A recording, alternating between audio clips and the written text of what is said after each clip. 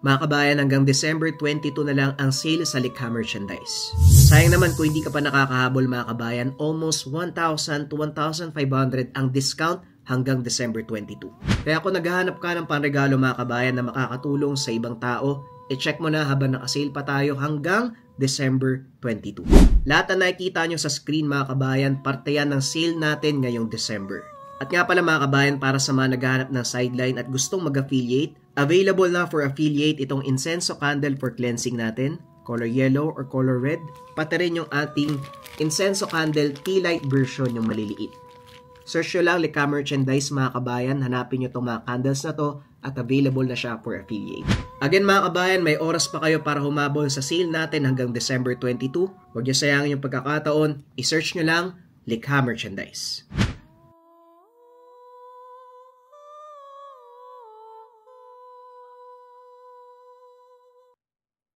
Ang kwentong ito ay hango sa totoong buhay. Mula ito sa isa nating kabayan na itago na lang natin sa pangalang Leon. Taong 1979, probinsya ng Bukidnon.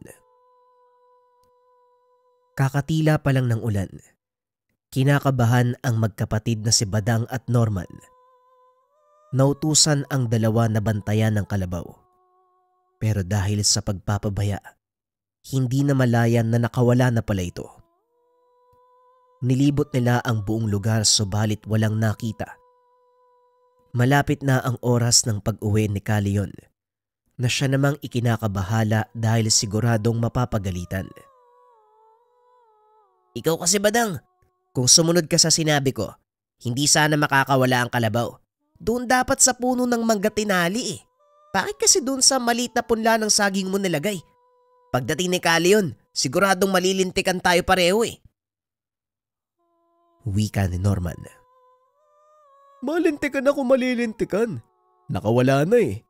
Wala namang problema kung mapagalitan kahit mapalo pa ng sinturon. Sanay na tong puwet ko eh. Kaya hindi ko na nararamdaman yung sakit. Ay nako, loko ka talaga. Ayos lang sa'yo pero sa akin hindi. Siyempre nakakaya kay Leon. Yun na nga lang ang pinapagawa sa atin, hindi pa masunod ng maayos. Ikaw naman kasi, masyado kang pabida. Sarap mong iuntog eh. Sa kalagitnaan ng pag-uusap, bigla silang natigilan nang mapansin ang grupo ng mga kalalakian. Kumakatok sila sa tahanan. Nag-unahan pa sa paglapit sa pintuan ng dalawa. Sa pag-aakalang tauhan ng munisipyo, naroon sa lugar upang mamigay ng kaunting tulong. Napapangiti sila sa naisip, pero kagad ding napawi nang malaman ang pakay ng mga ito. Mapagpalang araw sa inyo mga iho. Ako si Pastor Hermo. Malapit ako sa Amang Diyos. Pinadala ako sa lupa para ituro ang banal na salita. Nais ko sanang maimbitan kayo na maging kasapi ng aming pangkat. Sabay nating ipalaganap ang salita ng Diyos. Bayan, nakala ko ayuda. Imbitasyon lang pala. Pasensya na po ha, pero hindi kami naniniwala sa ganyan eh. Baka kasi sinungaling kayo. Kagad sinaway ni Norman ang kapatid sa prangkang pananalita. Hindi naman makapaniwala ang pastor. Ngumiti na lamang sa sinabi ni Badang. Mga iho, meron kaming pagpupulong sa Martes ha. Sana pagbigyan yung imbitasyon namin. Sandali lang naman eh. Hindi aabutin ng 1 oras. Kakasabi ko lang po ayaw namin eh. Hindi niyo ba narinig? Uy Badang, ito kung magsalita. Sugo ng Diyos ang kausap mo ha. Tapos wala ka man lang paggalang. Pasensya na po kayo pastor ha. Sadyang may kaunting diferensya lamang tong kapatid ko. Saan po ba magaganap? Anong oras o? Bandang 3:00 ng hapon. Ang kailangan nyo lang gawin ay mag-intay dahil susunduin namin kayo. O ano? Babalikan namin kayo sa Martes ha.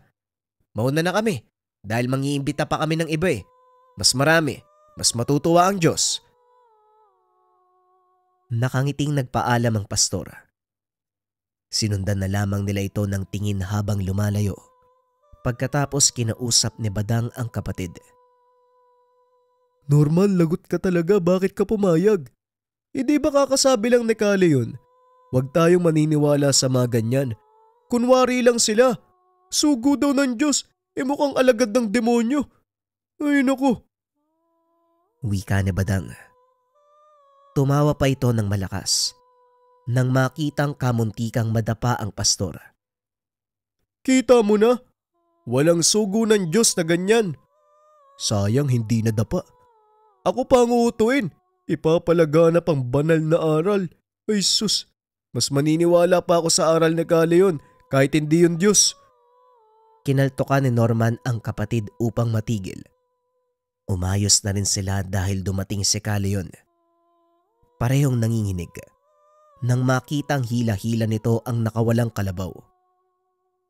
Lalapit sana si Badang para magmano pero nahampas ng puso ng saging sa ulo. Kale yun naman, magmamano lang ang tao, hinampas mo pa. Masakit yun parang bakal yung puso na yan Ano ba ang bilin ko sa inyong dalawa? Italyang kalabaw sa puno ng mangga para hindi makawala. Ano nangyari? Ba't nakasalubong ko to sa daan? Siguro nainip sa ilalim ng puno, Kale yun.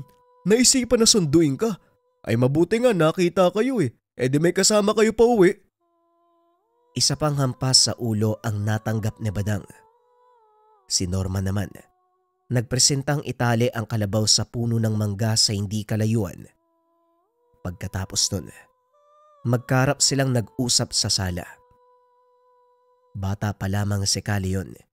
Kinupkup siya ng lolo at lola, kaso nga lang sa hindi inaasahang pagkakataon na maalam ang matatanda.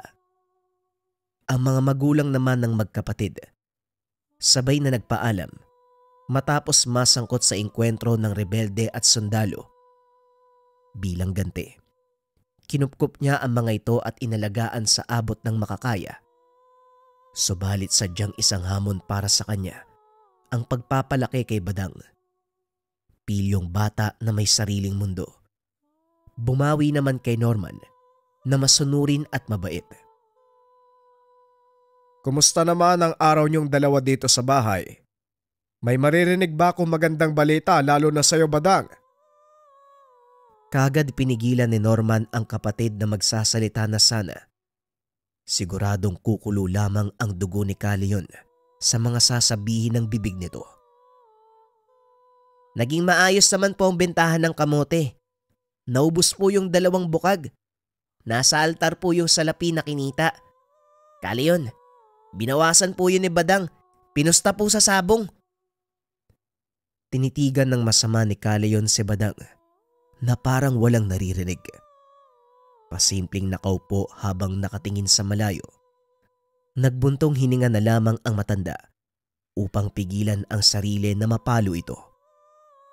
Masyado ng pagod mula sa buong araw ng pag-aararo upang disiplinahin pa si Badang. Ay nako, hayaan mo na. Alam ko naman na kahit anong pusta ng batang yan, matatalo pa rin niya. Magsikain na kayo sa kusina. May dala akong kaunting pansit at manok. Pagkasya inyo na lamang ha. Matulog na rin kayo pagkatapos. Habang nasa kusina ang dalawa, inatupag ni Kale yun ang pagpapalit ng lubid sa kalabaw. Umiksi ito matapos maputol. Sa kalagitnaan napansin niya ang 3 lalaki. Papalapit na sana sa kanyang tahanan pero nang makita siya, lumihis ng daanan sabay karipas ng takbo. Hindi na lang masyadong pinagtuunan ng pansin. Ilang sandali pa, saktong natapos ang gawain. Lumabas si Norman. May kailangan ka ba, Norman? Nga pala, maaga akong aalis bukas dahil anihan ng saging sa taniman ni Mang Ruben.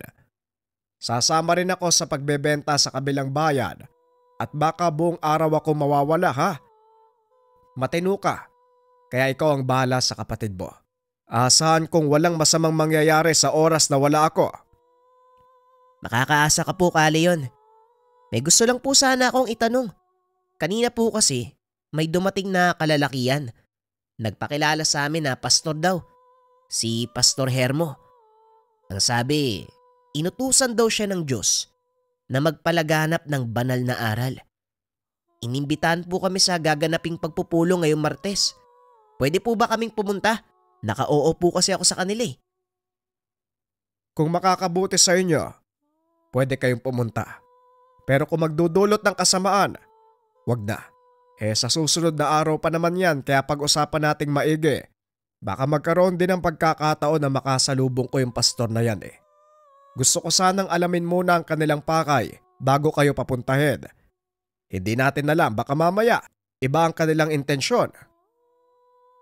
May punto nga po kayo. Sige po, pag-usapan na lang natin sa susunod. Nagdadalawang isip nga din po ako eh.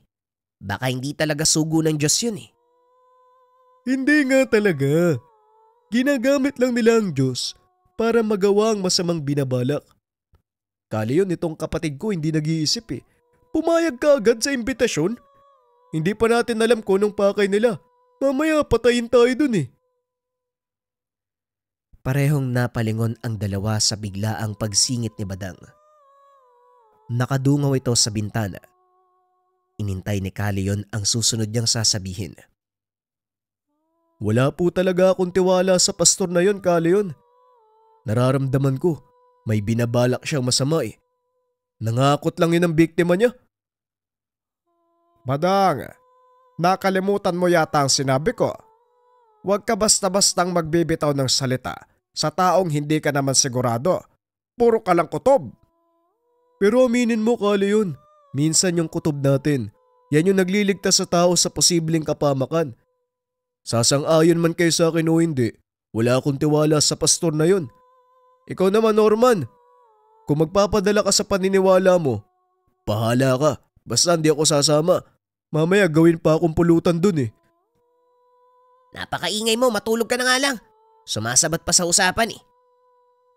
Huling wika nito. Naiwan si Calion. Napapaisip sa sinabi ni Badang. May punto ang bata.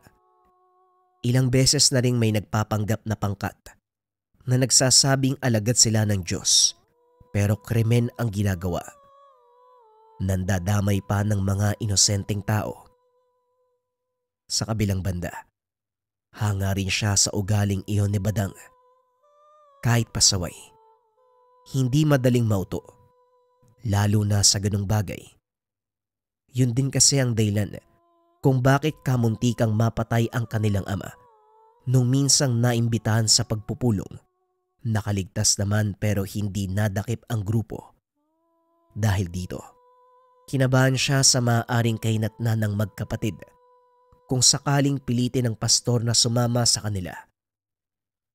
Kinabukasan bago siya umalis, ginising niya ang dalawa upang bilinan na huwag magpadala sa matamis na salita ng kahit na sino, lalo na ang pastor kung sakaling bumalik. Sa pagkakataong ito, umasa siya kay Badang. Si Norman ay merong personalidad na hindi makatanggi, kaya mas madalas itong mapalapit sa kapamakan kumpara sa kapatid. Ako na po ang bahala, Calion. Mabuti naman pinagkatiwalaan niyo na ako. Palagi na lang kasi si Norman eh. Hindi naman sa nagtatampo ko, pero parang gano'n na nga. Umagang umaga, wag mo akong pandaran ng ganyan ha. Umayos kayong dalawa. Ikaw, Norman, alam ko nahihiya kang tumagay lalo na kung ibang tao ang hihiling. Pero ilagay mo rin sa isipan mo ang posibleng mangyari, masama man o mabuti. O siya, malapit nang sumikat ang araw. Kailangan ko nang umalis. Dadalhin ko ang kalabaw dahil hiramin doon sa taniman. Wala kong ibibiling ibang bagay kung hindi alagaan at bantayan niyo ang isa't isa. Nagkakaintindihan ba tayo? Tumango ang magkapatid. Umalis na si Calion pagkatapos nun. Makalipas ang ilang sandali, nagsimula na sa gawaing bahay si Norman, samantalang nakaiga lamang si Badang sa papag doon sa ilalim ng puno. Nakailang tawag na siya subalit hindi ito nakinig. Hinayaan na lang din upang walang sagutan na mangyari. Ganyan tayo eh. Ako na lang palagi ang gumagawa ng gawaing bahay ha. Samantalang yung isa dyan, Akala mo kung sinong senyorito. Sariling kalat, hindi maayos. Itinikom na lamang ni Norman ang bibig. Nagbingi-bingihan ang kapatid. Ipinagpatuloy niya ang pagwawalis ng bakuran. Hindi nagtagal ay maging siya. Nagulat sa biglaang pagbangon nito. Nandito na naman yung pastor ah. Yung akala mo kung sinong santo? Hoy Norman, pumasok ka ng bahay ah. Ako nang bahalang humarap sa mga yan. Alam ko na bibigay ka kaagad eh. Pasok na! Kung makapagsalita ka, parang nakababatang kapatid ako ah. Mas matanda ako sa'yo ah. Konting respeto naman. Ano bang sinasabi mo dyan? 1 taon lang naman yung tanda mo sa akin. Pumasok ka na nga, malapit na sila oh. Sumunod na lamang si Norman kahit labag sa kalooban. Gusto sanang siya ang humarap sa mga panauhin. Dahil kung si Badang ang kakausap, paniguradong kung ano-ano ang sasabihin. Pero wala nang nagawa kung hindi pakinggan ang usapan sa labas. Mapagpalang araw sa iyo, iho. Nandito ako muli para imbitahan kayo ng kapatid mo sa mangyayaring pagpupulong mamayang gabi. Ang nasabi ko nung nakaraan sa Martes pa, hindi ba? Kaso may iba kaming gagawin eh. Kaya ito, nagdala ako ng kaunting pasalubong. Biyaya mula sa may kapal. Hindi pagpapalain ng araw kung magpapatuloy kayo. Huwag na tayo maglokohan, pastor. Kunwari ka pa eh. Ginagamit mo lang ang Diyos para malin lang kung sinong gusto mong biktimahin. Kung grupo kayo ng sindikato at nagnanais kunin ang lamang loob namin, huwag na. Marami kaming sakit. Maluba ang kalagayan namin. Mukha lang malusog pero malapit nang mamatay. Natawa ang pastor sa sinabi ni Badang. Hindi inasahan ang ugali nito. Iyo, nagkakamali ka ng inaakala ah. Hindi kami sindikato. Wala kaming balak na manguha ng lamang loob. Bakit? Sa tingin nyo ba, sindikato lang ang may lakas ng loob na gumawa ng ganyan? Ay naku, hindi mo ba nakukuha yung punto ko? Ang galing mong magpanggap pero mahina yung kukote mo. Tumitig ang pastor kay Badang. Sa puntong ito ay nakaramdam siya ng kaba. Utoy, ano ba gusto mong palabasin? Ang tabil ng dila mo.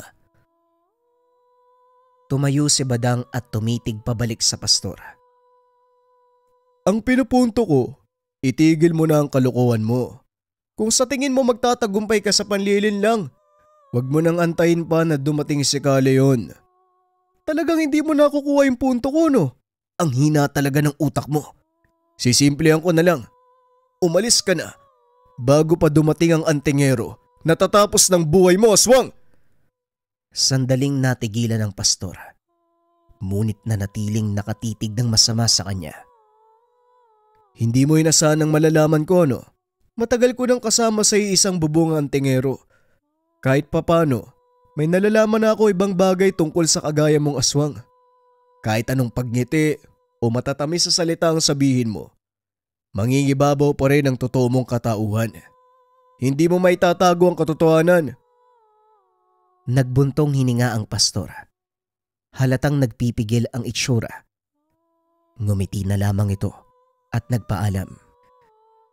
Iho, sa tingin ko, nagkamali ako ng batang inimbita. Maraming salamat ha. Alis na ako. Mahusay ka. Tumalikod na ang pastor, pero hindi maitatanggi ang galit nito. Oy Badang, ano bang sinasabi mo? Kung ano-ano yung lumalabas sa bibig mo eh. Ginalit mo yung tao. Isa ka po eh. Hindi ko alam kung bakit ganyan ka mag-isip. Ilang taon na nating kasama si Kaleon. Ang antingero na maraming aswang na tinugis. Kahit kaunti wala ka natutunan. Oo, alam ko. Wala siyang diretsyong itinuro sa atin. Pero imposible naman na hindi mo nakikita yung ginagawa niya. Hindi na lang sumagot si Norman. Hinayaan ang kapatid na magpatuloy sa pagsasalita. Sa puntong ito sinesermonan siya. Habang nakikinig, napagtanto ang isang bagay. Kamuntikan na siyang mapakagat sa pain ng aswang. Matapos ang sandaling iyon, hindi na bumalik ang pastor. Kaso nga lang pagsapit ng dilim, Nagsimula silang makaramdam ng panganib. Norman, wala ka ba naaamoy? Ang tindi ng alingasaw. Hawakan mo nga to. Mas mabuti nang handa tayo kaysa mahuli. Siguradong babalik yun. Nagtataka si Norman kung bakit siya inabutan ng itak. Sinong sila at bakit kailangan ng itak? Baliw ka ba? Gabing-gabi umaarangkada yung kabaliwan mo ah. Nasa talampakan ba yung ilong mo? Umaalingasaw na ang amoy ng aswang. Hindi mo pa rin napapansin. Hawakan mo yan, panlaban natin yan eh. Wala si Kale yun, kaya tayo lang ang magliligtas sa ating sarili. Nakiramdam si Norman sa paligid. Kagaya ng kapatid, napansin na rin ang presensya ng aswang. Kagad silang nagpatay ng gasera. Inantay sa kadiliman ang paglapit ng nilalang. Pareho pang nagulat sa biglaang pagkalampag ng bubong na para bang may dumapong dambuhalang halimaw. Sinundan din ito ng nakakakilabot na halinghing. Akala ko ba uuwi din si Kale yun? Bakit hanggang ngayon wala pa siya? Paano tayo niyan? Isang tabi mo muna yung takot mo. Walang may tutulong yan sa sitwasyon natin. Hindi ito ang oras para magpadala kung ayaw mong malapa ng aswang. Natatakot man ay pilit itong pinanlabanan. Sinikap nilang makalipat ng pwesto dahil ang kinalalagyan nila, malapit ng mabutas ang bubong na paulit-ulit na kinakalmot ng nilalang sa itaas. Natataranta na ang dalawa dahil kaunti na lamang makakapasok na ang aswang. Nakita nila ang kuko nito. Nabutas ang pinagtagpi-tagping nipa. Nagmamadali silang nagtungo sa pintuan para lumabas. Natigilan dahil nasa harapan na ang nilalang. Sige, subukan mong lumapit. Akala mo natatakot kami ha? Sige lang, konting dikit pa, pupugutan kita ng ulo. Wika ni Badang. Sinubukang tagain ng aswang. Si Norman sa kabilang banda, nilalabanan ang sarili. Malapit nang mawalan ng malay dahil sa takot. Buong puwersang ibabalibag ng nilalang si Badang. Kaso nga lang hindi ito natuloy dahil tinadyakan siya ni Kale yun. Kaya pala hindi ako mapakali habang nasa daan. May nag-aantay na palang bisita sa akin tahanan. Mabuti dito ka napadpad ano? Masisigurado ko na mabibigyan ka ng patas na laban. Kita mo na? Sabi ko sa iyo may kasama kaming antingero eh. Siguradong hindi ka na makakauwi sa inyo. Dito ka na mamamatay. Wika ni Badang. Inakay nito ang kapatid sa gilid upang mabigyan ng espasyo ang antingero at aswang. Wala nang marami pang salita. Naganap ang bakbakan. Sa kalagitnaan, hindi may tatanggi ang husay ni Kale yun. Aliw na aliw ang magkapatid habang pinapanood si Kale yun na pahirapan ang nilalang. Hindi nito tinatantanan ang nilalang. Gusto sanang makatakas pero palaging sinusundan ni Kale yun sabay taga. Gumagapang na lamang ito. Patuloy pa ring naghahanap ng paraan para makatakas. Marami nang natamong sugat. Malubha na ito pero hindi pa rin napuputulan ng hininga. Ang tindi ng kaluluwa mo ah. Yung ibang nakakalaban ko, sa ganyang kalagayan wala nang buhay eh. Pero ikaw humihinga ka pa rin. Lalaban ka pa talaga ano? Pasensya ka na lang. Lahat ng nakakasalamuha kong nilalang, hindi ko na binubuhay. Talagang bibiktimahin mo pa yung mga inaalagaan ko ha? Badang, tama ba? Eto ba yung pastor na kumakausap sa inyo? Tinitigang mabuti ni Badang ang mukha ng aswang. Marami ng sugat at puno na ng dugo. Subalit nakilala pa din ito ni Badang. Siya nga po yun, Kale yun. Hindi ako maaaring magkamali. Ganyan-ganyan yung mukha niyan eh. Pareho pa sila ng amoy. Walang pinagkaiba. Tuluyan mo na yan para hindi na makapambiktima ng ibang tao. Matapos makumpirma mula kay Badang, walang pagdadalawang isip na tinuluyan ang aswang. Madali niya itong napatay. Makalipas ang ilang sandali, ginawa ng paraan para mailigpit ang bangkay. Nang gabing iyon, pagkatapos ng engkwentro, kinausap ni Caleon ang magkapatid. Mabuti na lamang hindi kayo nabiktima ng aswang. At ikaw, Badang, may tinatago ka palang tapang ano? Akala ko kasi pasaway na bata ka lang, pero may ibubuga ka pala. Ako pa? Siyempre may natutunan din ho ako. Ilang taon na tayo magkasama eh. Palihim ko hong inaaral yung kilos at galaw nyo, lalo na sa tuwing tutugis ka ng aswang. Kaya medyo nakapag-aral ho ng kaunti. Pasensya na po kayo, Caleon eh. Kasalanan ko po yan eh. Kinausap ko pa kasi yung pastor na yon. Tatandaan ko po yung aral nito. Hindi na po mauulit. Dire-diretso ka kasi. Hindi man lang kilatisin ng taong karap. Kakakilala mo lang sa tao, pumapayag ka kagad na sumama. Kung naakto ang ikaw lang mag-isa, malamang ginawa ka ng pulutan nun. Tama na, Badang. Isa itong hindi inaasahang pangyayari, pero may punto ka pa rin. Dapat kilalanin muna ang tao bago pumayag sa anumang imbitasyon. Norman, ayos lang yan. Huwag mo nang patulan yung kapatid mo. Ang mahalaga, ligtas kayong dalawa. Sayang lang ho ano, ang bilis natapos ng laban. Kulang yung aksyonan eh.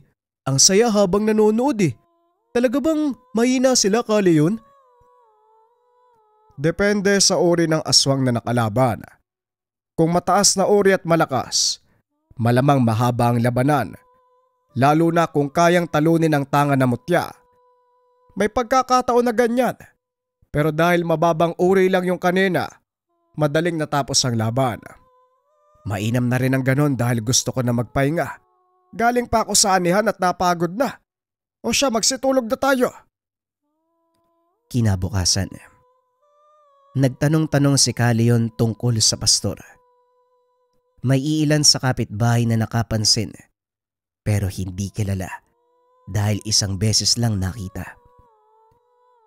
Inimbitahan din sila katulad nila Norman. Ang sabi sa kanila, bagong grupo na tagapagpalaganap ng salita ng Diyos. Merong nagkaroon ng interes, lalo na yung palasimba, at mahilig sumali sa ganitong klaseng aktibidad. Pinalipas niya ang ilang araw upang malaman kung may lilitaw pa mula sa grupong iyon. Pero sa kabutihang palad ay wala na. Sa kabilang banda, hindi pa rin humupa ang kanyang galit dahil ginamit ng nilalang ang Diyos upang makapanlinlang at makahanap ng bibiktimahin. Hindi naman siya perpektong tao, pero walang karapatan ang sino man na gawin ang bagay na ito. Kaya naman hindi siya nagsisisi.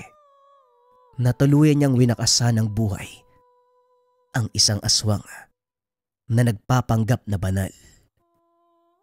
Mga kabayan, ang susunod nating kwento ay isang bagsak para ito sa mga kabayan na gusto ng mahabang kwento. Simulan na natin ang storya. Ang kwentong ito ay hango sa totoong buhay. Mula ito sa isa nating kabayan na itago na lang natin sa pangalang Jomar. Taong 1985.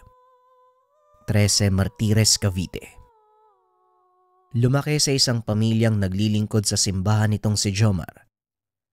Ang ama ay lay minister sa simbahan at ang nakakatandang kapatid na itago na lang natin sa pangalang Manuel, ordinaryong pare. Ito ang kasalukuyang kura paroko ng kanilang parokya. Pinili ni Manuel na paglingkuran ang sariling parokya dahil na din sa dito na ito nagkaisip. Nahubog ang pananampalataya ng binata sa loob ng 4 na sulok ng parokya ng Kristong Hari. Hanggang sa nagkaroon nito ng pagkakataong pumasok sa seminaryo. Kalaunan ay natanggap ang pangarap na maging isang pare. Nang magkaisip si Jomar, pinasok naman ito ng ama bilang sakristan. Sa haba ng panahong naglilingkod ito, marami nang natutunan ang binata. Mas madalas nitong kasama ang mga kaibigan ng kanyang ama. Karamihan sa mga ito ay may kaalaman sa lihim na karanungan. Sa murang edad, Nakakarinig ng mga nakakamanghang kwento ang binata tungkol sa mga medalyon at iba pang tangang gamit ng mga nakakatandang nakakasalamuha. Alam mo, Jomar, mas maganda ang may kaalaman sa ganitong mga bagay. Proteksyon din ito laban sa mga masasamang tangka. Maniwala ka o hindi, maraming nagkalat na mga taong may kaalaman sa kaliwa, hindi ba? Pwede ba paring Narsing? Huwag mo ngang pinupuno ng mga ganyang kwento ang isip ni Jomar. Mamaya, kulitin ka ng kulitin ng batang yan. Nabanggit niyo, Manong Narsing, kaliwa? Ano pong ibig sabihin nun? Nako, ayan na nga bang sinasabi ko? O siya paring Narsing, iyong-iyo na ang entablado. Jomar, huwag ka masyadong magpapagabi ha. Mauna na ako at baka magalit ang nanay mo. Pareho tayong nasa galaan. Sasalubungin tayo ng lumilipad na kaldero. Opo, tay. Maya-maya po uuwi na rin ako. Teka, nga ba yun? Nasaan na nga ba tayo? Alam ko na. Nagtatanong ka tungkol sa kaliwa. Ang mundo ay may dalawang panig. Kaliwa at kanan. Taas at ibaba. Ang kaliwa ay sumisimbolo sa kasamaan. At ang kanan naman, kabutihan. Ganon din ang taas at ibaba. Langit at lupa. Ang mga kaalamang nandito sa mundo ay nagmula sa magkabilang panig. Gaya ng mga kaalaman ng Diyos o mas kilala natin sa tawag na lihim na karunungan. Nahati din sila sa dalawang bahagi, mabuti at masama. Alin po yung mas malakas? Alin po yung mas makapangyarihan? Wala namang mas malakas kaysa sa isa. Nasa tao kung paano niya ito gagamitin. Hindi mahalaga ang pinagmula ng kakayahan, kundi sa kung ano ang paggagamitan mo nito. May ilang kalamang mula sa kaliwa ang nagagamit para makapanggamot. Ngunit may mga tao ding may kinalaman mula sa kanan na ginagamit ang kapangyarihan para manglamang at manakit ng kapwa. Sa murang edad, natutunan ni Jomar ang mga bagay tungkol sa lihim na karunungan. Kasabay nito, ang unti-unti niyang pagtuklas ng kakayahang nakapaloob dito. Unang pinag-aralan ni Jomar ang orasyon ng San Benito. Matagal niya nang hawak ang medalyon, ngunit wala itong alam kung gaano kalakas ang taglay nitong kapangyarihan. Nakita lang ito ni Mang Narsing na suot ng binata kaya tinanong niya ito. Yan, iho. Eto, yan. Wala ka bang alam tungkol dyan sa suot mong medalyon? Sa pagkakaalam ko lang po, San Benito ang tawag dito. Pero hindi ko alam kung para saan at paano gagamitin. May alam po ba kayo, Manong? Sayang ang pagsusot mo ng medalyon na yan kung hindi mo alam kung paano gagamitin. Sandali lang at may kukunin ako sa kwarto. Maya-maya ay bumalik ito sa sala at may dalang libreta. 1 pulgada ang kapal nito, 6 na pulgada ang haba at 4 na pulgada ang lapad.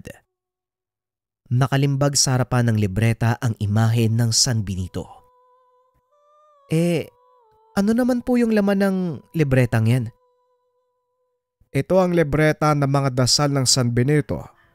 Lahat ng nilalaman nito ay impormasyon kung paano mong papaganahin ng medalyon.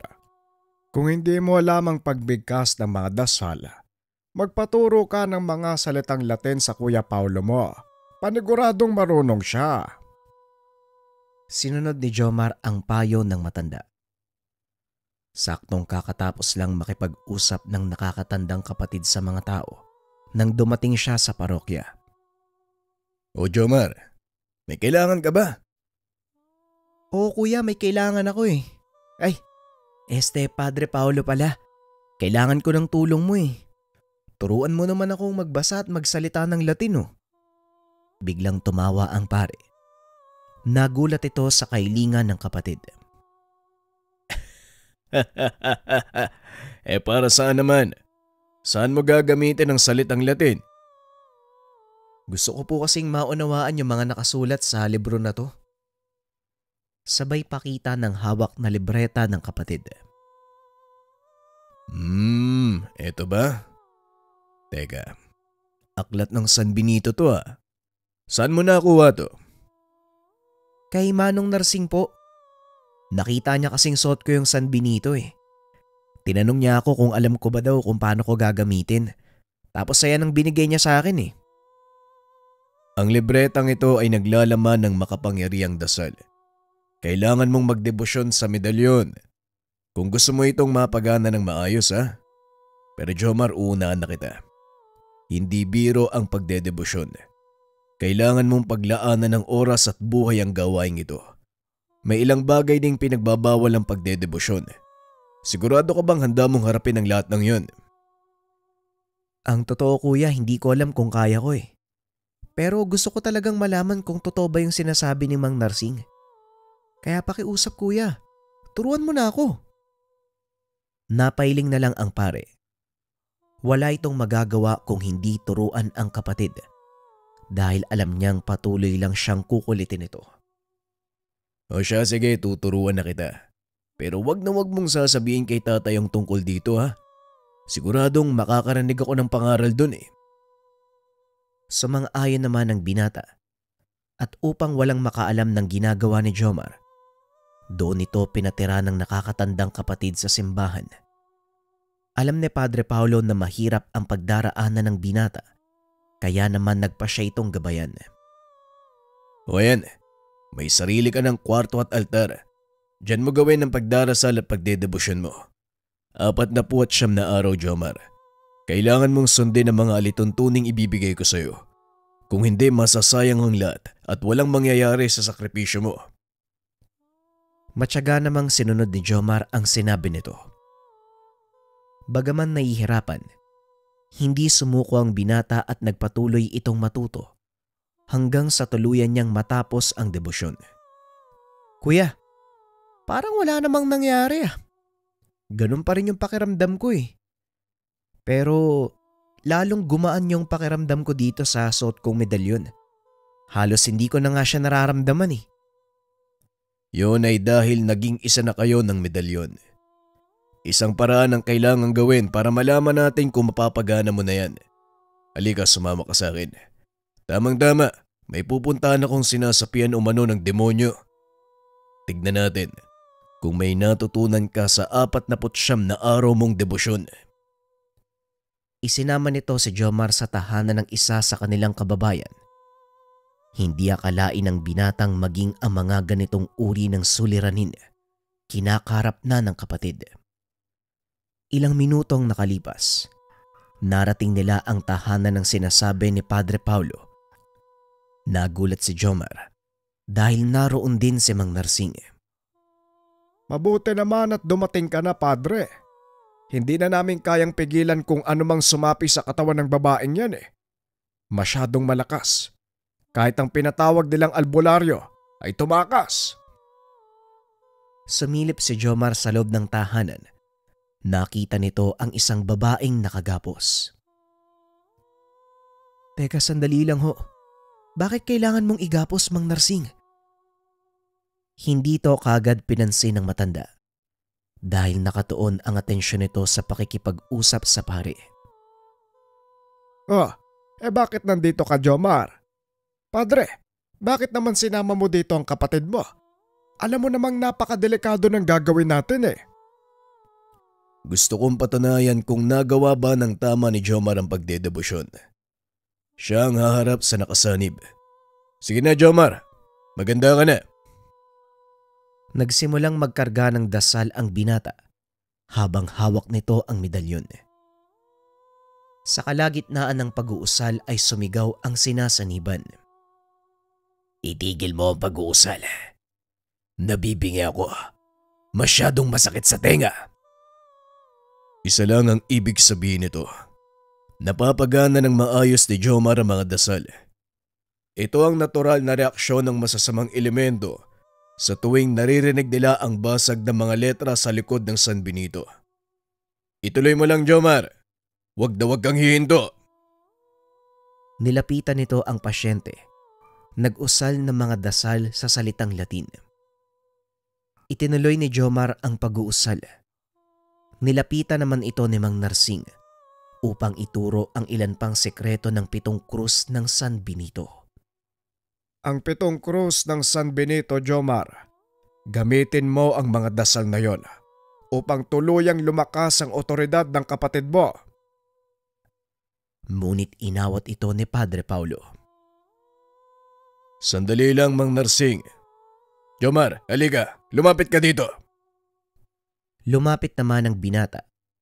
Nagulat ito sa sumunod na ginawa ng kapatid. Kuya, anong ginawa mo? Bakit mo kinalagan yung pasyente, kuya? O bakit? Natatakot ka ba, Jomar? Gamitin mo ang lahat ng natutunan mo. Subukan mong utusan ang demonyong nasa loob ng katawan ng babaeng to. Bagaman natatakot, sinubukan ni Jomar ang sinabi ng kapatid. Hinawakan ni Padre Paulo ang kamay nito. Itinapat sa noo ng pasyente. Ngayon, anong susunod mong gagawin? Lumipat ka ng pwesto, kuya. Hawakan mong mabuti ang kamay ng pasyente. Kung ayaw mong pareho niya tayong makalmot. Matapos ay nagsimula na itong banggitin ang basag sa mga letra sa harap at likod ng medalyon. Sa bandang huli, binanggit nito ang isa sa pinakamakapangyarihang susi. Vade, Retro Satana, Yeshua Hamazaya. Biglang nanigas ang katawan ng pasyente. Tuluyan itong bumagsak sa higaan. Tumahimik ang paligid. Nang tignan ni Mang Narsing si Jomar, naliligo na ito sa sariling pawis. Mahusay. Mahusay, Jomar. Hindi na masama para sa isang baguhan. Binabati kita. Isa ka ng deboto ng San Benito. Hindi para sa akin ang karangalang ito, Manong. Para ito sa parokya ng Kristong Hari at sa Diyos Ama. Hinawakan ng mga kaanak ng pasyente ang kamay ni Jomar. May mala ang mga kamay mo, Jomar. Totoo ngang kapatid ka ni Padre Paulo. Maraming salamat sa tulong mo. Sa Diyos po ang karangalan. Tagapaglingkod lang po ako ng amang makapangyarihan sa lahat. Matapos ang pakikipag-usap ng mga magulang ng pasyente, nagpaalam na ang tatlo. Habang nasa daan, tinanong ni Jomar kung ano ang nangyari at sinapian ng demonyo ang pasyente. Mahina ang dunga ng batang yon. At dahil na din sa mga problemang kinakaharap, naging daan ang mga ito para tuluyang masakop ng masamang elemento ang kanyang katawan at kaluluwa. Kung minsan, Jomar, ang mga kinakaharap nating pagsubok ay siyang nagpapahina sa ating pagkatao. Nawawalan tayo ng dahilan para lumaban at magpatuloy. Ito naman ang inaantay ng mga demonyo. Kung kailan ka mahina saka sila papasok at makikialam. Teka, di ba napapagitnaan nating mga tao ang mga anghel at demonyo? Walang sino man sa dalawang panig ang maaaring gumalaw sa atin. Paano nakakasanib yung mga demonyo sa katawan ng tao? Magandang katanungan, Jomar, at tama ka. Merong hindi nakikitang poder sa pagitan nating mga tao at ng mga tinatawag na celestial. Ang mga celestial, mga nilalang na nagmula sa kalangitan. Wala silang sariling katawan ngunit may sariling katauhan. Wala silang kapangyarihang pumasok sa katawan ng tao, ngunit may kakayahan silang kontrolin ang isipan natin. At sa oras na mangyari yun, nagagawa ka nilang pasunurin sa kung ano ang naisin nila. Dito na nagaganap ang sinasabi nilang pagsapi. Kung ganun, hindi pala talaga pumapasok sa katawan ng tao ang mga demonyo? Tama ka. Ang katawan nating mga tao ay banal na templong tahanan ng ating kaluluwa. Dibino ang kaluluwa ng isang tao, Jomar. At ito lang ang may kakayahang kumonekta sa amang may likha. Bago pa man manahan ng espiritu sa katawang mortal, may sarili itong pag-iisip. Perpekto ang bawat pagpapasya at walang alinlangang sumasamba sa Diyos. Ngunit sa oras na mailagay na ito sa katawang lupa, nagkakaroon na ng limitasyon ng mga kaluluwa. Nawawala ang mga bagay na kaya nilang gawin. May ilang naiiwan. Ngunit hindi na ito kagaya ng bago sila ilagay sa katawan. Napuno ng kaalaman ang isipan ni Jomar ng mga sandaling iyon. Mga aral na noon niya lamang nalaman.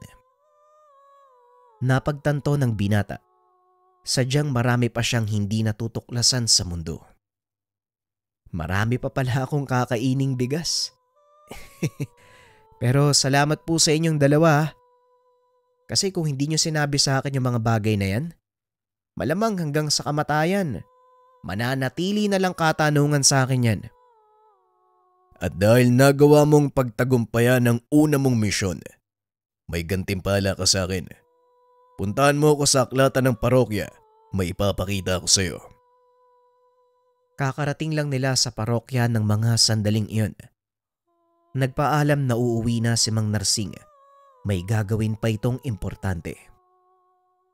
Matapos magdasal ng rosaryo at magpakain ng dasal sa kanyang medalyon, pinuntahan ng binata ang kapatid sa aklatan. Nakita niya itong nakatayo sa pinakadulo ng mahabang silid.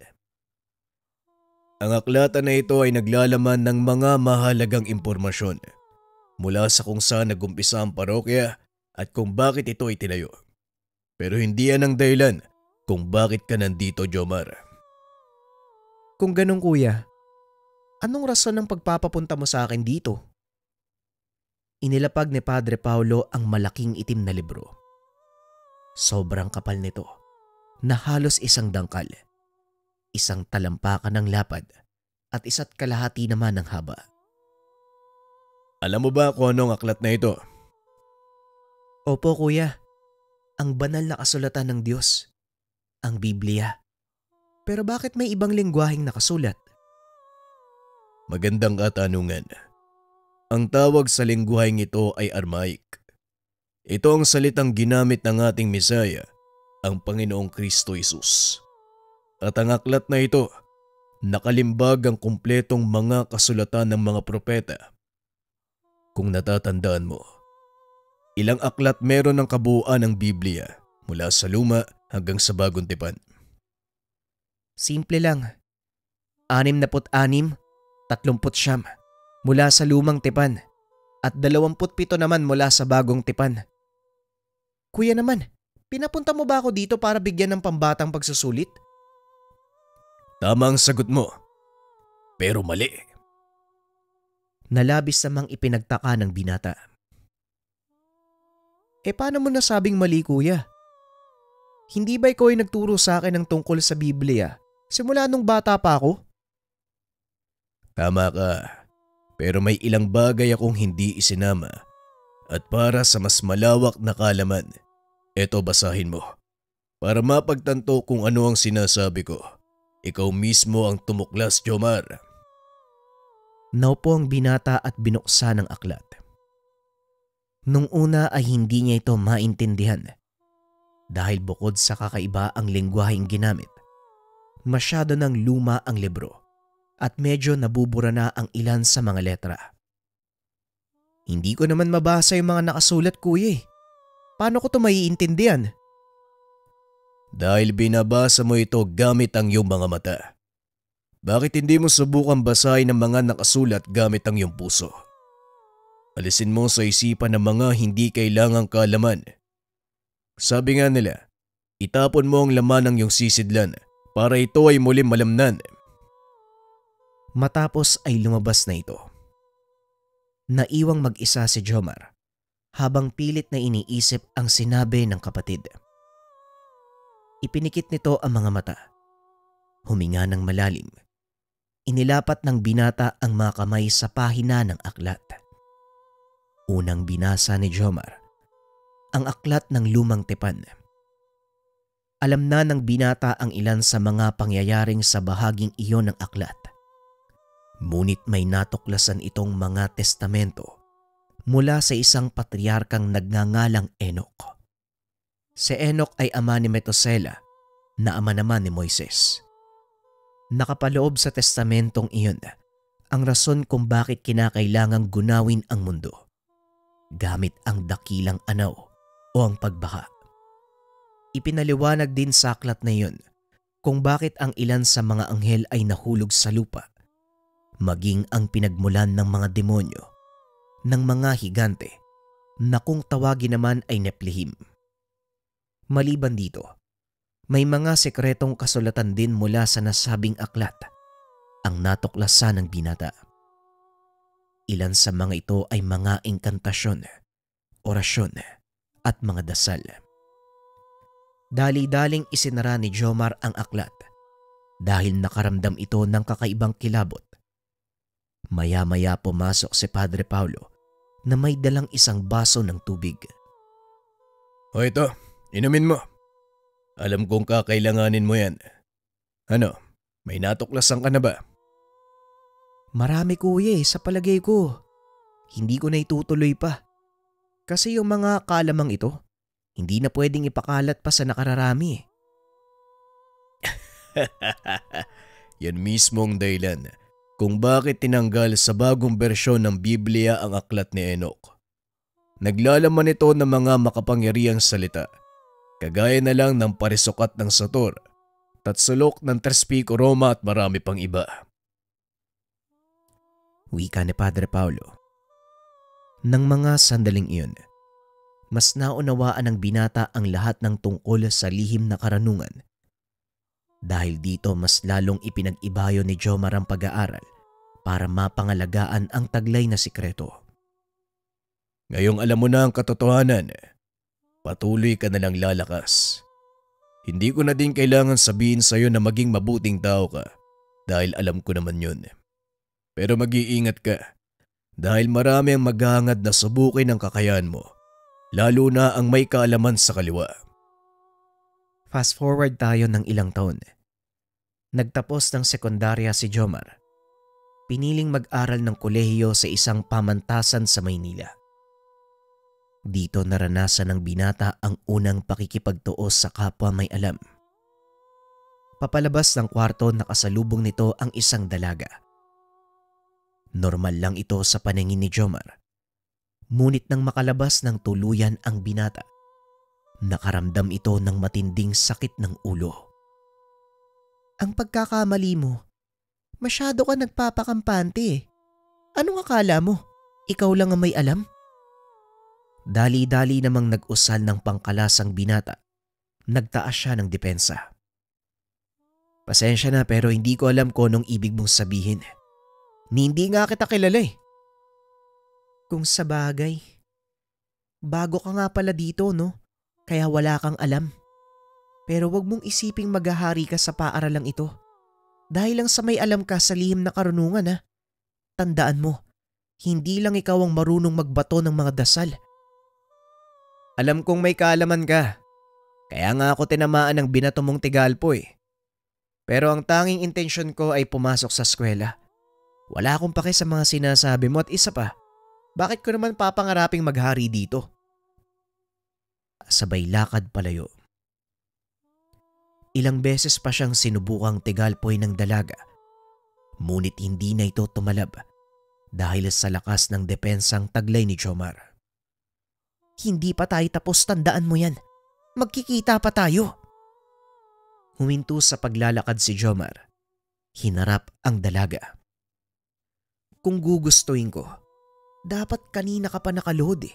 Sa ginawa mong pagtigal po sa akin ng paulit-ulit kahit wala naman akong ginagawa sa'yo. Nasa akin ang lahat ng dahilan para gantihan ka. Pero hindi na kita papatulan kasi halata namang wala kang alam sa kung anong pinaggagawa mo. Ngayon, kung gusto mo talaga ako makasagupa, ikaw ang bahala. Pagbibigyan kita sa ngayon pero sa susunod, makikita mo kung anong kaya kong gawin. Pagkawi nito sa tahanan, saktong naroon na si Padre Paulo. Kausap nito ang kanilang ama. Lumapit ang binata upang magmano. Kumusta ang araw mo? Parang pagod na pagod ka. Opo kuya eh. Ang hirap hanapin ng mga kwartong papasukan ko. Dumagdag pa yung... Hindi na naituloy ang sasabihin dahil nakikinig ang ama. Ano yun? Ano yung dumagdag, Jomar? Yung mga kaklase ko, kuya. Oo, tama yun nga. O siya, magpapahinga na po muna ako ha. Hindi na pala ako kakain, tay. Busog na ako eh. Ramdam ni Padre Paulo na may kakaiba sa kapatid. Kaya naman sinundan niya ito sa kwarto. Ano yun? Magsalita ka. Alam kong may kakaibang nangyari. Kasi may nakilala ako sa eskwela. Babaeng may kaalaman din sa lihim na karunungan. Pero hula ako sa kaliwa eh. Tinigal po ako. Pero swerte lang dahil mahinang dasal yung ginamit niya. Kaya nagawa kong kalasin at nakapagtaas pa ako ng depensa. Maraming may kaalaman sa pamantasan na yun. Tandaan mo, iba't ibang probinsya dito sa Luzon ang pinagmulan ng mga yan. Maaari kang makasagupa ng mga mambabarang, mangkukulam, kahit aswang. Pero ang pinakawag mong susubukang kalabanin, ang mga wikan. Wikan?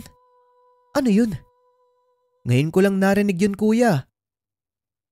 Sila ay uri ng mangkukulam na merong kakayahan na kumonekta sa kalikasan. May hahalin tulad sila sa mga babaylan na may sariling alam na orasyon. Hindi kagaya mo, ang kanilang mga dasal ay hindi kinuha mula sa karunungan ng Diyos. Malakas ang kapangyarihang taglay ng isang ganap na wikan. Sa pamamagitan lang ng salita, maaari kanyang paluhurin, lalo na kung mahina ang depensa mo. Pagpapaliwanag ni Padre Paulo. Dito na kinabahan si Jomar dahil wala siyang nakitang anumang medalyon na suot ang nakilalang dalaga. Naku po, mukhang naloko na. Wala akong nakitang medalyon o mutya dun sa babae kanina eh. Hindi kaya isa siyang wikan? Medyo kinabahan na rin ang nakakatandang kapatid. Kaya naman nagpa siya itong sama ng binata sa paaralan upang masigurado ang kaligtasan. Ngunit na sorpresa si Jomar sa natuklasan. Kinabukasan, pababa ng sasakyan ng binata kasama si Padre Paulo. Sa gate pa lang, pinagtitinginan na ito ng mga gwardya dahil hindi mapagkakamalang pare ang binata. Nakasuot ito ng itim na jacket at may itim na pantalon. Maglakad ka lang ng tuwid. Huwag mong pansinin ang mga tao sa paligid. Ayos ka din kasi, kuya eh. Bakit hindi ka nalang nagsuot ng sutana? Mukha kang leader ng sindikato dyan sa ayos mo eh. Mas mabuti ng ganito nang hindi ako makikilala. Biglang naalala ng binata na dito din nagtapos ng 4 na taong kurso ang nakakatandang kapatid bago magpatuloy sa seminaryo. Malapit na sila Jomar sa gusali kung saan naroroon ang kanyang silid-aralan. Nang nakasalubong nila ang mga estudyante sa ika-4 na baitang. Hindi alam ni Jomar kung ano ang kurso ng mga ito. Ngunit nagulat ang binata dahil nagsipagyukuan ang mga ito at huminto sa paglalakad habang dumadaan sa harapan nila si Padre Paulo. Ayos ah. Para ka talagang leader ng sindikato, kuya. Sa hindi kalayuan, nakita ng binata ang dalagang nagbato ng tigalpo sa kanya. Dali-dali itong itinuro kay Padre Paulo. Nang makita ng dalagang siya ang pinag-uusapan ng dalawa, mabilis itong pumasok sa silid. Yun ba? Siya ba yung sinasabi mong babae? Siya nga, kuya. Hindi ko alam kung anong tangan niya o aral na nalalaman. Pero isa lang ang sigurado ko. May kaalaman siyang taglay. Tama ang hinala mo, Jomar. Pero kung mahinang tigalpo lang ang binato niya sa'yo, wala kang dapat alalahanin. Dahil binibigyan ka lang niya ng babala. Mas mabuting kausapin mo siya na maayos. Dahil siguradong may gustong iparating sa'yo ang babaeng yan. Matapos makita ang sinasabi ng kapatid, kaagad nang nagpaalam si Padre Paulo. Saka lang nalaman ng binata na kilalang kilala pala ang kapatid sa paaralang iyon. Gayunpaman, hindi na naging malaking usapin ng pagkakakilanlan ni Padre Paulo sa lugar. Dali-daling pumasok sa klase ang binata at nakita nito ang dalaga. Nakahinga ng maluwag ang binata dahil hindi na ito mahihirapan sa paghanap. Naupo si Jomar sa tabi ng dalaga. Ang lakas ng loob mong tumabi sa akin ah. Sawa ka na ba sa buhay mo? Hindi naman sa ganun. Sabihin na lang natin na hindi ako natatakot sa mga banta mo. At isa pa, gusto kitang kausapin tungkol sa mga sinabi mo sa akin eh. Nasabi ko na ang lahat ng dapat kong sabihin. Kung talagang matigas ang ulo mo, patuloy kang makikipag-usap sa akin. Desisyon mo yan. Huwag mo kong sisisihin kung mapapahama ka man. Nagtataka nga ako kung bakit mo sinasabing mapapahamak ako. Hindi ko alam kung anong meron sa paaralang ito eh. Kung anong meron sa'yo. Kaya nga gusto kitang makilala ng lubusan. Luna ang pangalan mo, di ba? Ako nga pala si Jomar. Talagang hindi ka nakikinig ano? Bahala ka nga dyan. Patuloy na sinunda ni Jomar si Luna dahil pareho lang ang mga asignaturang pinapasukan nila. Iisang kurso lang ang kinukuha ng mga ito. Hanggang sa matapos na ang klase, nakasunod pa rin si Jomar sa dalaga. Hindi mo ba talaga ako lulubayan? Ang sabi ko umalis ka na dahil wala akong panahon para… Hindi na naituloy ng dalaga ang sasabihin. Tila may kung ano itong naramdaman. Oh, anong problema? Hindi ba gusto mo ng kasagutan? Ayan na, paparating na sila. Napalingon si Jomar sa direksyong tinititigan nito. Nakita ng binata ang grupo ng kabataan. Pangkaraniwang uniforme lang ang suot ng mga ito. Ngunit ramdam ni Jomar ang kakaibang presensyang bumabalot sa kanila. Luna, mukhang nakakita ka ng bagong kaibigan ah.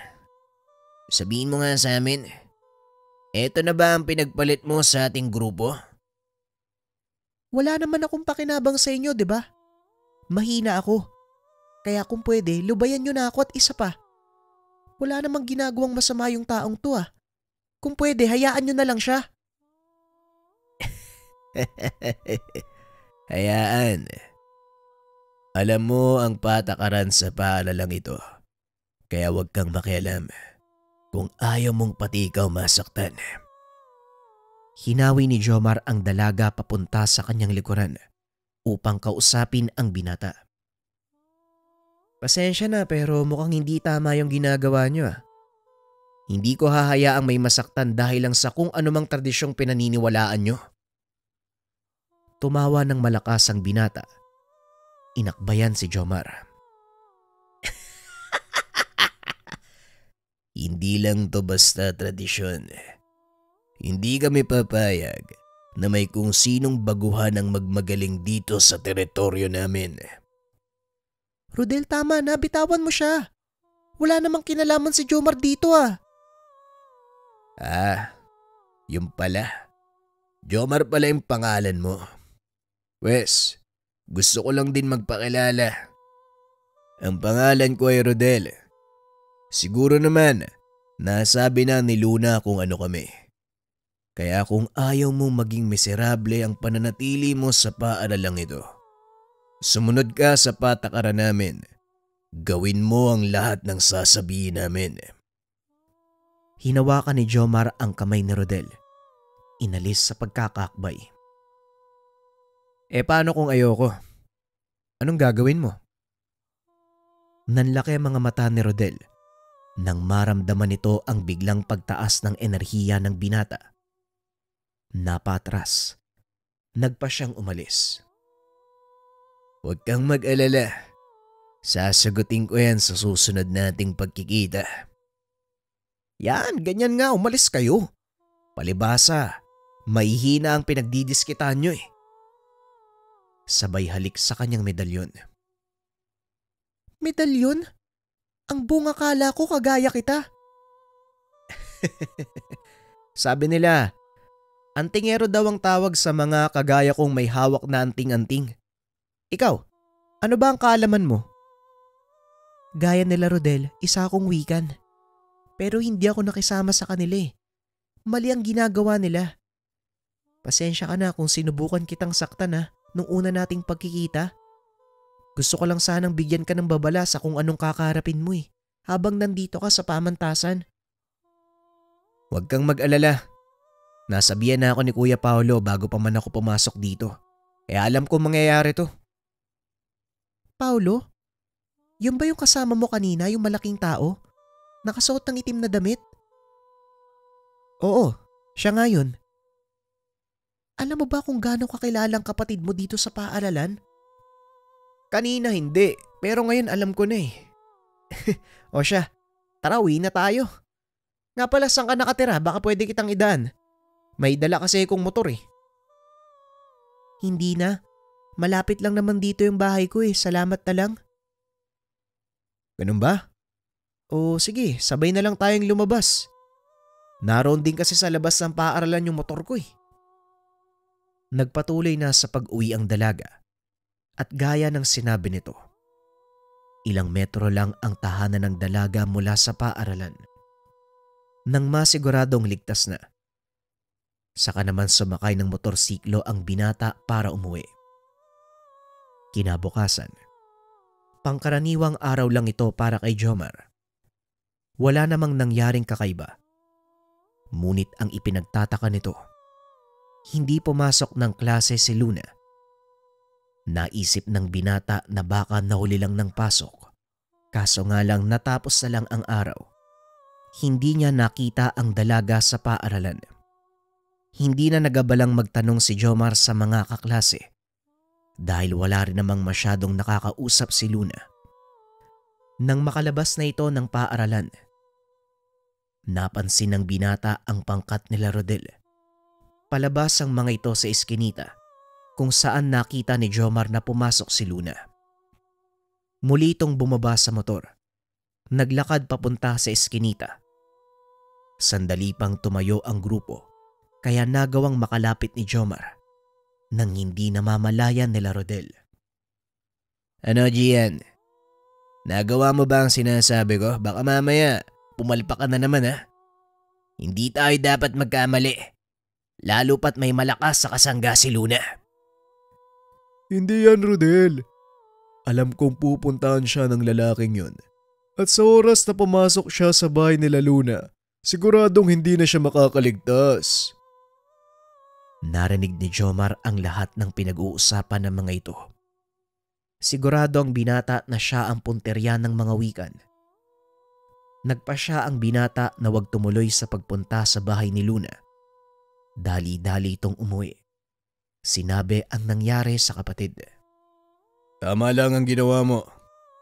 Huwag mong alalahanin si Luna dahil hindi siya sasaktan na makauri nila. Hindi basta-basta makipaglaban sa mga wikan, Jomar. Hindi mo sila kakayanin kung mag-isa ka lang. Ayoko lang na may mapahamak ng dahil sa akin. Kaya wala akong pakialam kahit gaano pa sila kalakas. Hindi yon ganong kadali, Jomar. Kung susugod ka sa kanila, antayin mo ko. Tatawagin ko lang si Mang Narsing. Mga wika ng kalaban natin dito. At bilang kapatid, hindi kita maaaring pabayaan. Hindi na nagsalita ang binata. Inantay na lang nito na dumating si Mang Narsing. Ilang minuto ang nakalipas ay dumating na ang matanda. Nasabi sa akin ni Padre Paolo ang gagawin mo. Hindi ka ba nag-iisip, Jomar? Wika ng kalaban natin dito. Hindi pangkaraniwang mga bertudes. Kaya nilang kumonekta sa kalikasan at gamitin ang enerhiya mula dito bilang sandata. Ilang ulit ko nang pinagsabihan yan, pero hindi nakikinig. Nadamay lang kasi yung kaklase kong babae. Ang totoo, binalaan pa niya ako sa maaaring mangyari. Kaya siya ang napahamak at ngayon hawak siya ng mga wikan at ginawang pain. Ang ipinagtataka ko, bakit kailangan pa nilang idamay ang dalaga? Araw-araw naman kayo nagkikita sa paaralan. Pwede ka naman nilang direktang atakihin. Napatras ko sila nung una naming pagkikita. Alam kong hindi nila ako kakayanin. kaya ginamit nilang paing si Luna. May ibang binabalak ang mga taong yan. Tama lang ang ginawa mong hindi nagpapadalos-dalos ng desisyon. Ngayon ang kailangan nating gawin, dalhin sila sa isang banal na lugar. Hindi gumagana ang kapangyarihan ng mga wikan sa mga lugar na gaya ng simbahan. Pero paano natin gagawin yun? Ako ang gusto nilang mahulog sa patibong. Imposibleng pumunta sila sa simbahan lalo pat hindi gumagana yung kakayahan nila. Madali lang yan. Gusto nilang patunayan na malakas sila, hindi ba? Pues, hamunin mo sila sa isang tagisan ng kakayahan. Hindi ako sigurado kung kakagat sila sa plano mo, Manong eh. Pero sige, susubukan ko. Wala ka nang magagawa. Kailangan mo yang gawin. Dahil kung ikaw ang pupunta sa kanilang balwarte, siguradong wala kang panalo. Nang gabing iyon ay nagpunta ang binata sa paaralan. At gaya ng inaasahan, naroon nga sila Rodel at ang ilan sa mga kaibigan nito. Mauta ka din pala, no? Akala ko kakagatin mo ang paing ko eh. Bueno, dahil nandito ka na lang din, wala na ako magagawa. Ano? Gusto mo bang makita ng boy si Luna? Ibang klase pala yung kaduwagan mo, no? Ginamit mo pa pati si Luna. Kung iisipin, magkauri lang kayo eh. Ay, wala akong kauring mahina. At isa pa, kailanman hindi naging parte ng aking kawan si Luna. Isa siyang mapagmataas na wikan na kung tutusin, wala namang magagawa ng nag-iisa. Sa totoo lang mas hanga ako kay Luna eh. Dahil nakayanan niyang humarap sa mundo kahit nag-iisa. Eh ikaw, nagtatago ka lang sa likod ng iyong mga kaibigan. Bakit? Hindi mo ba kayang lumaban ng sarili mo lang? Dahilan para lalong magalit si Rodel. Napakayabang mo ah. Bakit? Anong pinagmamalaki mo? Yang medalyon mo? Pwe, wala yan sa kakayahan naming mga wigan. Patunayan mo. Pumunta ka sa kapilya ng Kristong Hari. Aantayin kita doon bukas. Huwag kang mag-alala. Alam kong hindi gumagana ang kapangyarihan mo sa mga banal na lugar. Dumiretso kayo na mga kasama mo sa likod ng kapilya. Doon may bakanteng lote. Malayo na yon sa mismong simbahan at halos nasa gitna na ng gubat. Kaya malaya kang gawin ang gusto mo. Nagbabaka sakali itong kakagatin ng kalaban ang kanyang hamon. O sige, kung yan ang gusto mo, pagbibigyan kita. Uy Rodel, nakalimutan mo ba? Banal na lugar ang kinakatayuan ng simbahan. Mapapahama ka lang. Pwede ba Gian, huwag mo akong pakialaman? Masyado nang mayabang ang isang to eh. Gusto ko siyang ilagay sa dapat na kalagyan. Napangiti naman si Jomar sa naging tugon nito. Hindi akalain ng binatang kakagatin nga ni Rodel ang kanyang pain. Aantayin kita sa lugar na sinabi ko bukas ng hapon. Pagkatapos ng klase, isama mo lahat ng gusto mong isama. Kung tutusin, pwede na natin ngayon gawin yung laban eh. Pero alam kong gusto mong magmalaki sa mga kauri mo, kaya bibigyan kita ng pagkakataon na isama sila. Sabay alis sa lugar.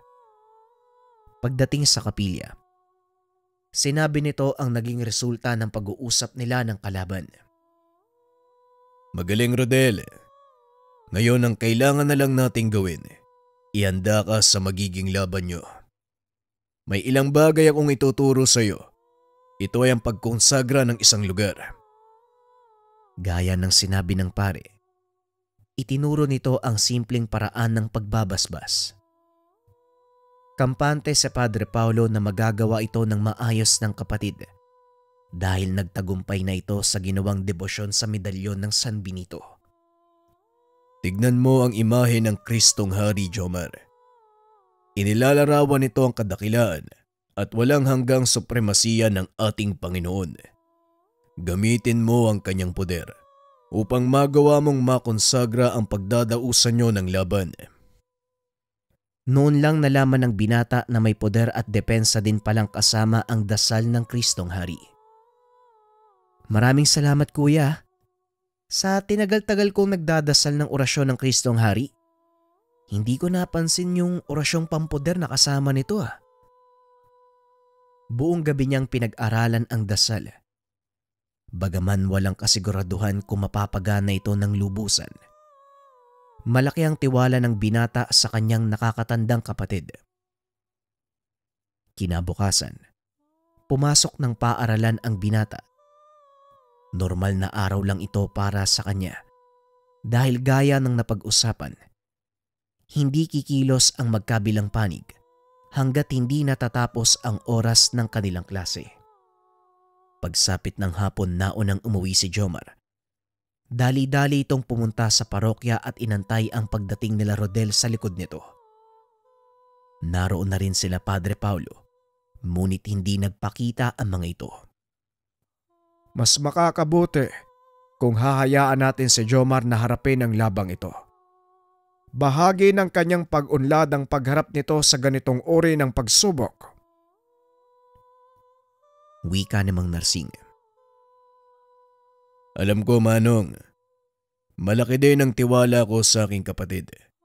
Alam kong malalampasan niya ang ganitong uri ng pagsubok. Maya-maya ay natanaw na nila ang pangkat ng kabataang papasok sa lugar. Nakatayo lang si Jomar sa gilid habang inaantay ang grupo. Oh, medyo natagal lang kayo ah. Dami mong kasama. Talagang gusto magpasikat. Ano Rodel, tapusin na natin kaagad. O baka gusto mo pang makipaglaro? Siguro, maglaro muna tayo. Hindi masaya kung tatapusin kaagad kita eh. Huwag kang magpakampante. Hindi natin alam kung anong mangyayari sa mga susunod na sandali. Sabay usal ng mga dasal sa kanyang medalyon. Naglakad si Rodel papalapit sa binata habang kinukumpas ang mga kamay. Nagbubulong ng mga hindi maunawa ang salita. Naramdaman ni Jomar ang biglaang pagtaas ng enerhiya sa paligid ng katawan nito.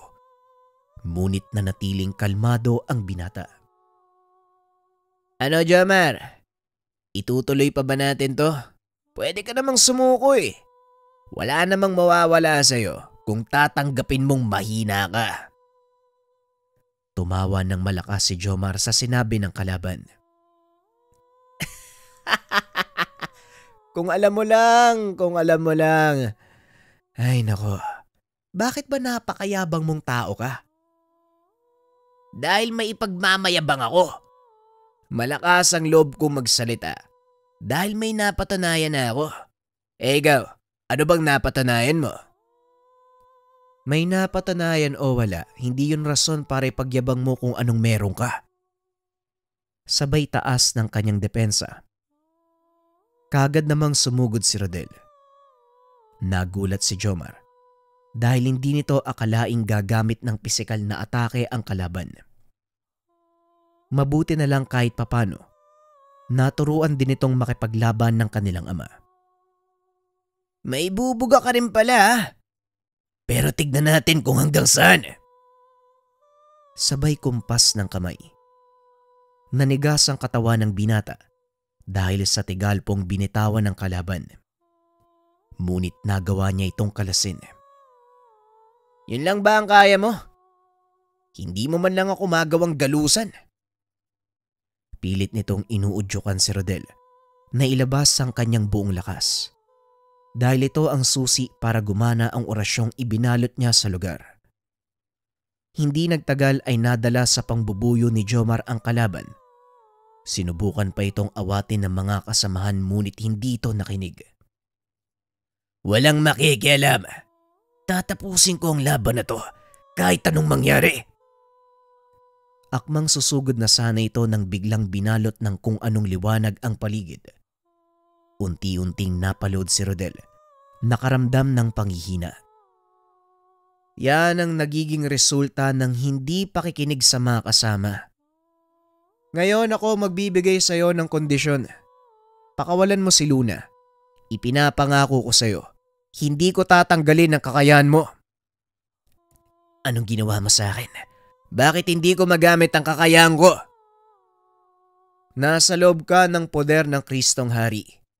Hindi mo magagamit ang iyong kapangyarihan hanggat hindi ko to ibinababa. Tatanggapin ko ang pagkatalo ko. Susunod ako sa kondisyon mo. Ngunit isa lang ang pakiusap ko. Huwag mong sabihin sa iba ang nangyaring ito. May isang salita ako. Walang makakaalam ng nangyari ngayon.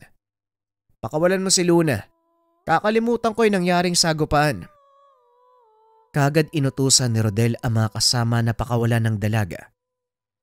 Nagsilbing aral kay Rodel ang nangyari. Nakuha ni Jomar ang respeto ng mga wikan.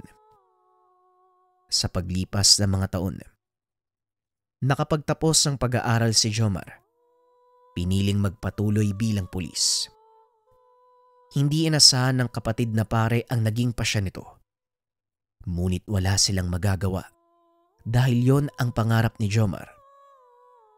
Bagaman naging matagumpay sa pulis, hindi naman ito naging hadlang upang makapaglingkod siya sa kanyang parokya. Patuloy niyang ginagamit ang lahat ng nalaman sa lihim na karunungan sa ibang pamamaraan bilang pulis. May mga pagkakataon, hindi lang mga kasong pangkriminal ang kanyang tinutugunan, maging ang mga espiritual na usapin, kanyang pinaglilingkuran. Pinagsabay niya ang bawat kaalaman upang makatulong sa lahat ng kapwa. Maraming humanga sa kakayahang taglay ni Jomar. Alam din ng mga naging kaibigan at natulungan niya na merong kakaiba sa taong ito. Hindi kayang gawin ng mga normal na tao ang mga napagtatagumpayan ni Jomar. Ngunit dahil sa kabaitan na ipinapakita ng binata, lahat ng kanyang natulungan, hindi na nagtatanong pa. Nagpapasalamat na lang sila sa naging tulong ni Jomar sa kanilang buhay. Isang pulis na tagapaglingkod ng Kristong Hari.